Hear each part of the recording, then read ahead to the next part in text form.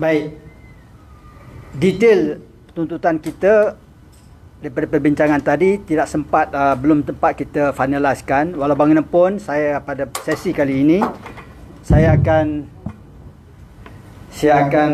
quote beberapa poin penting yang akan kita tuntut daripada pihak kerajaan dalam memorandum yang kita akan serahkan kepada Perdana Menteri nanti. Yang pertama sekali berkenaan dengan isu yang melibatkan kes mahkamah. Kita menuntut pihak kerajaan meneruskan dan bertindak seadil-adilnya dalam kes-kes yang berprofil tinggi seperti kes Allahyarham Muhammad Adib. Dan kita ingin tegaskan di sini bahawa kita menolak cadangan yang mengatakan akan mengadakan inquest kali kedua. Kita bertolak dan tidak mungkin pun itu dapat dilaksanakan. Mungkin pihak yang menyarankan itu tidak faham prosedur dari segi perjalanan mahkamah.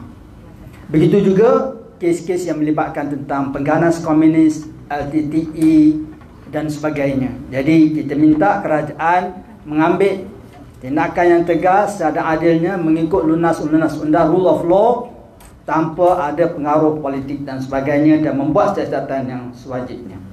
Yang kedua, untuk memastikan agama Islam ini berada pada keabsahan yang sewajarnya dan untuk mengelak sebarang tomahan, penghinaan dan sebagainya, supaya berlaku keharmonian hubungan kaum dan hubungan agama dalam negara ini, kita mencadangkan ataupun menuntut kerajaan menubuhkan apa yang kita istilahkan sebagai Suruhanjaya Kedaulatan Agama Negara ataupun SCAN, kita panggil SKAN. Detailnya kita sudah ada, kita akan berikan bersama dengan tuntutan nanti addendumnya kepada Perdana Menteri. Yang ketiga, kita menuntut pihak kerajaan dalam konteks untuk memartabatkan ekonomi orang Melayu, di mana kita dapati hasil perbincangan tadi jurang ekonomi antara orang Melayu dan kaum lain semakin hari semakin jatuh. Kita dimaklumkan kadar perbezaannya ialah bangsa Cina misalnya 4 kali ganda pendapatan mereka berbandingkan orang Melayu.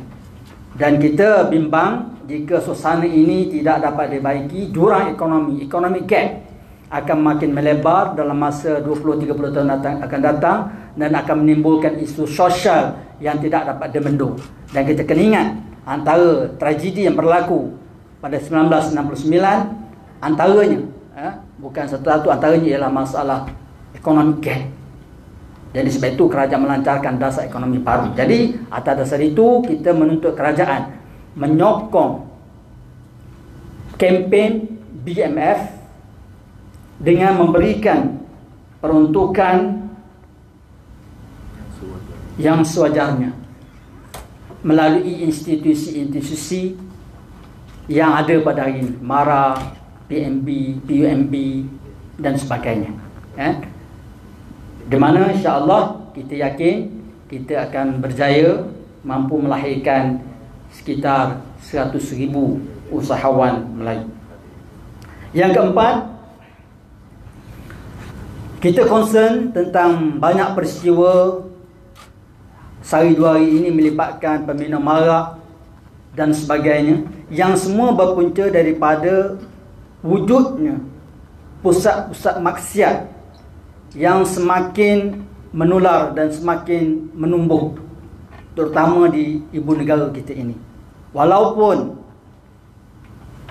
perkara itu cuba dibenteras, diseluruhkan oleh pihak menteri, tetapi ada pusat-pusat maksiat ini juga meneruskan aktiviti mereka secara senyap-senyap.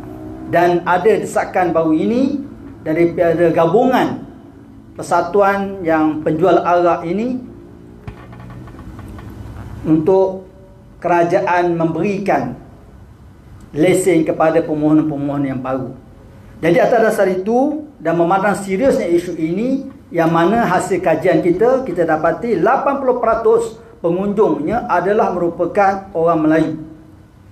Jadi atas dasar itu kita menggesa kerajaan ataupun menuntut kerajaan menjalankan balik gerakan bantras aktiviti haram yang pernah dijalankan selama beberapa tahun yang lepas tetapi diberhentikan semasa Pakatan Harapan,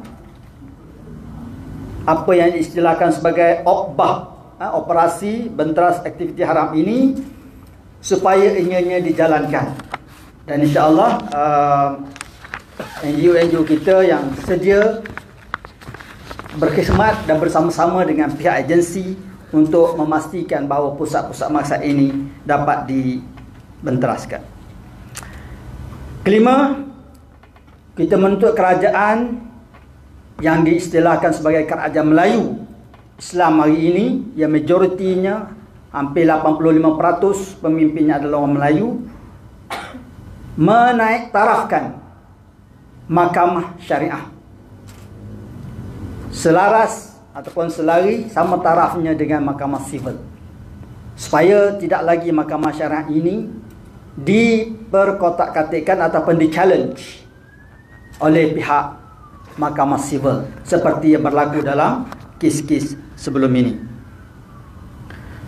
Berkenaan yang keenam, berkenaan dengan Tanah Rizab Melayu, kita menuntut kerajaan untuk mewujudkan satu kementerian yang khusus untuk menjaga Tanah Rizab Melayu ini, yang kita namakan Kementerian Tanah dan Hak Peribumi, yang mana kita tahu jumlah Tanah Rizab Melayu ini semakin hari semakin menyusut.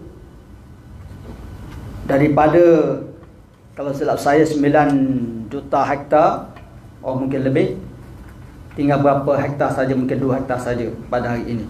Jadi ini kita minta kerajaan. Begitu juga kita menuntut kerajaan yang ketujuh, mewujudkan lembaga amanah Tanah Rizab Melayu dengan peruntukan 5 bilion untuk membeli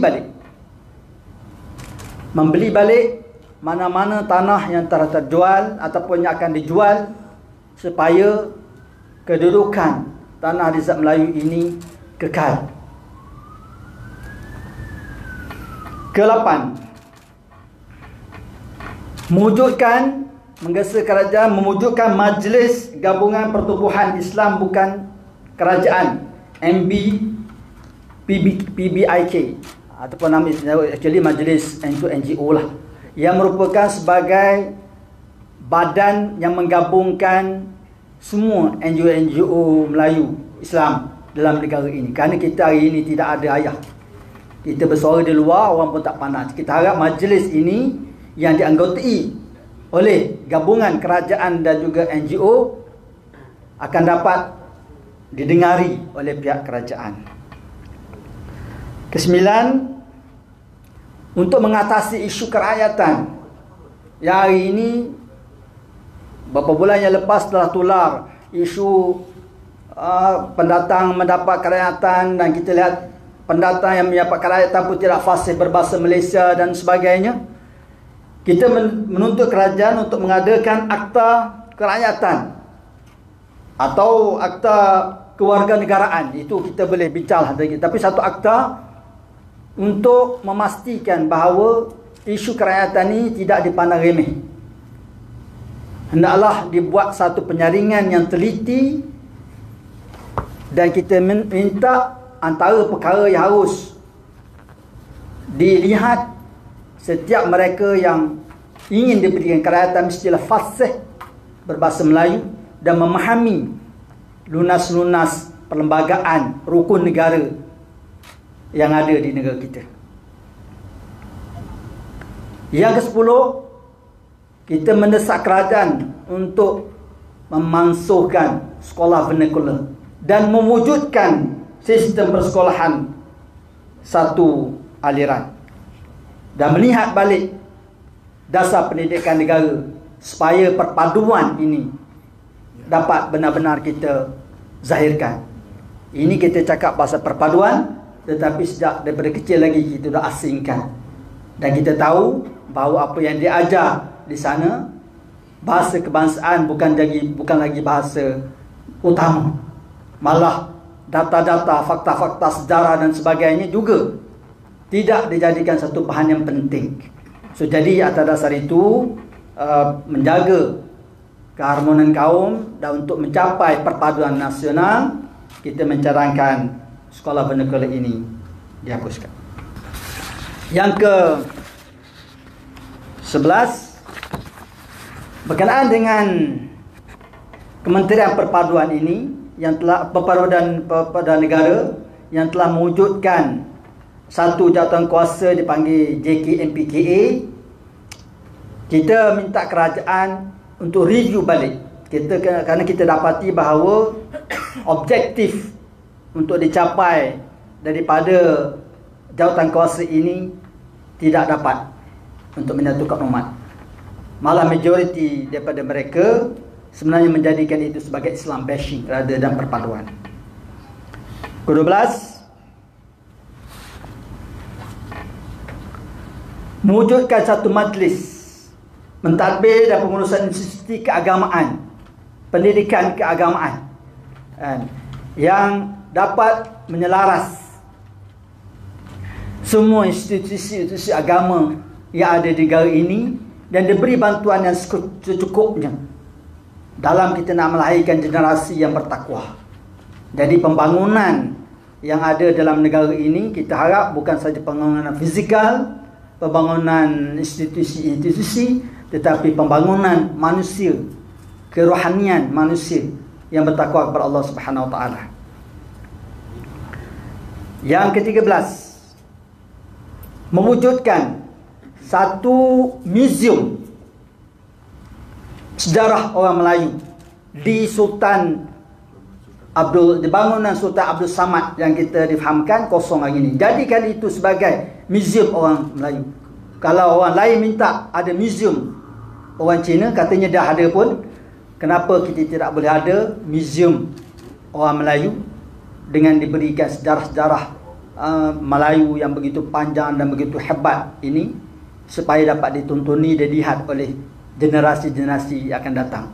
Dan juga mengadakan satu kompleks makanan tradisional orang Melayu. Hari ini tidak ada satu tempat yang dikhususkan oleh kerajaan untuk meletakkan semua peniaga-peniaga, pengusaha-pengusaha yang menjalankan aktiviti ataupun restoran menyediakan makanan Melayu, tetapi bersepah-sepah. Dan kita harap Kementerian Pelancongan mengambil inisiatif ini untuk membawa pelancong luar merasai makanan orang Melayu. Jangan nak pergi makanan tempat orang lain saja. Jadi mereka tahu bahawa sebenarnya di sini ada makanan orang Melayu. Yang ke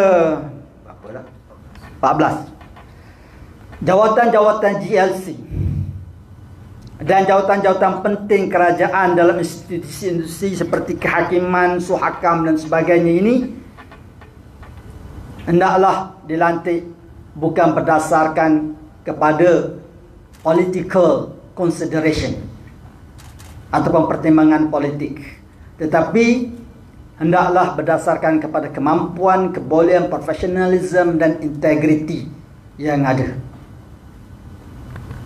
Dan kita menuntut juga wakil-wakil NGO duduk di dalam institusi-institusi ini.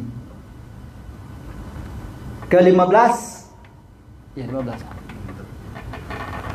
Kita juga menuntut wakil NGO Islam dilantik di dalam Dewan Negara.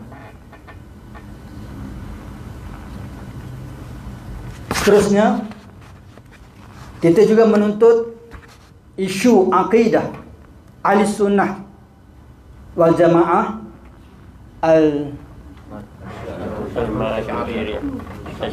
Al-Syairah Al-Maturidi dijadikan satu agenda utama dalam kerajaan bagi mengelakkan pelbagai pahaman akidah yang pelbagai ini yang akan memecah belahkan umat Islam. detailnya itu kita akan bagikan cadangan bagaimana kita nak laksanakan perkara itu. Jadi itu antara perkara-perkara yang kita akan kemukakan. Begitu juga yang soal keselamatan negara. Soal keselamatan negara, kita minta kerajaan memandang serius tentang isu keselamatan negara, ancaman luar, terutama ancaman daripada Laut Cina Selatan dan sebagainya ini, yang boleh menggugat keselamatan negara. Dan kita mencadangkan kerajaan untuk melaksanakan satu program sebagaimana yang pernah dibuat dalam PLKN tetapi gagal, tetapi satu mekanisme yang kita akan kemukakan pada kerajaan supaya generasi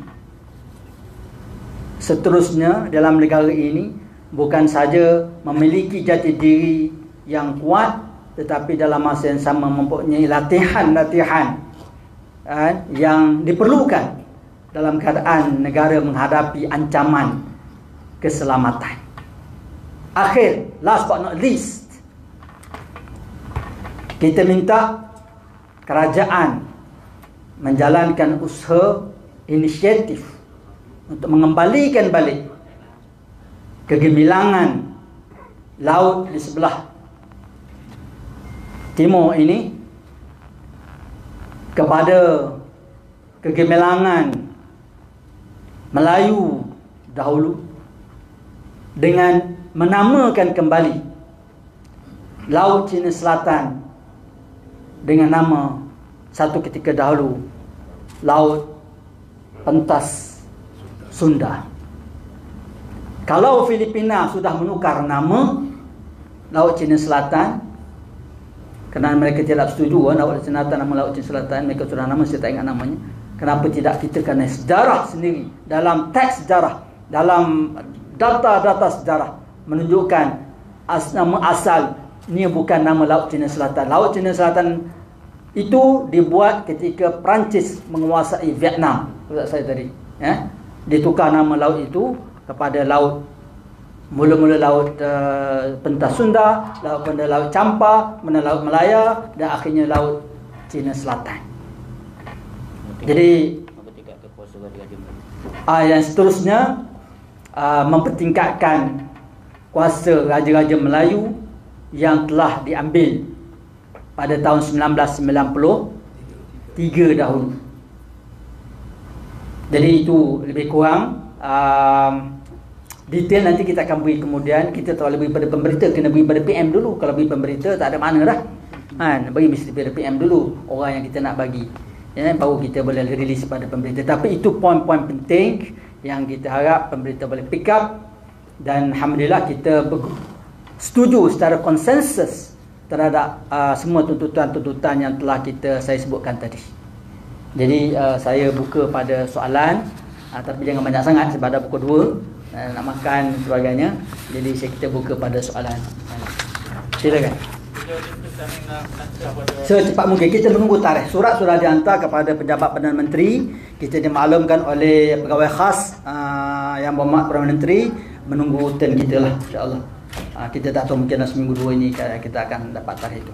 Kita akan beritahu pada apa nama ni, pada ni. Dan kita saya nak sebut di sini bahawa kita menunggu tarikh itu kepada pihak Meruk keluar ni dalam berita. Kita menunggu tarikh daripada pejabat Perdana Menteri untuk kita berjumpa dan menyerahkan tuntutan kita kepada pihak kerajaan. Jadi semua sekali berapa belas tuntutan? Saya ingat lebih kurang 20 lah buat. Lebih kurang 20. Nanti kita akan harmonikan lagi, ada tambah-tambahan tadi lagi. Saya pun ada lost count tadi sebut saya. 20 lebih kurang. Dalam soal isu haji ni, pembela menolak kan request diadakan semula. Seandainya benda ni kerajaan adakan balik request, jadi apa tindakan? Kita tolak, tak mungkin. Itu mungkin ada pandangan lawyer. Dari segi prosedur, saya minta lawyer kita tolong jawab dari segi prosedur lawyer lah, undang-undang. Inquest telah pun dilakukan dan penemuan dapatan oleh coroner adalah jelas, iaitu terdapat pelakuan jenayah yang menyebabkan kematian Allahyarham Muhammad Adil. Jadi kenyataan yang mengatakan inquest kedua akan dilakukan itu adalah tersasar daripada prinsip undang-undang. Kita ada prinsip undang-undang yang dinamakan sebagai res judicata. Res judicata ini bermakna satu keputusan itu adalah satu yang muktamad. Tak boleh dua kali perbicaraan dilakukan dalam satu-satu perkara, ya. Dalam undang-undang, prosedur undang-undang, sekiranya mana-mana pihak tidak berpuas hati terhadap sesuatu keputusan daripada Mahkamah Coroner ataupun inquest, perkara yang perlu dilakukan ialah dengan membuat semakan kehakiman, bukannya dengan mengadakan inquest yang baru. Sekiranya ada inquest yang baru dilakukan, ada dapatan daripada coroner yang baru, dia tak puas hati lagi, adakah akan berada inquest kali ketiga, keempat, kelima dan tak habis, ya? Tak habis perkara ini, sampai bila pun ada berapa 10-11 inquest. Jadi itu bukan proses undang-undang yang biasa, yang lazim dilakukan. Jadi apa yang perlu dilakukan ialah perlu menghormati keputusan daripada Mahkamah Coroner ini. Adakah dengan mengadakan satu inquest yang baru ini, pihak kerajaan ingin memberi indikasi bahawa pengendali inquest tersebut tidak kompeten di dalam mengendalikan inquest yang pertama itu? Ini persoalan-persoalan yang perlu dijawab. Kalau tidak kompeten, kenapa pada ketika itu tidak diberikan pegawai yang kompeten sehingga dapat membuat penemuan yang dikatakan wajar oleh pihak kerajaan. Jadi dari segi proses undang-undangnya pun pada kami di Pembela adalah tidak betul. Saya percaya kalau inquest kedua itu diadakan, wakil peguam daripada pihak keluarga akan ada, pihak-pihak yang berkepentingan akan ada, dan pada permulaan prosiding itu akan dicabar.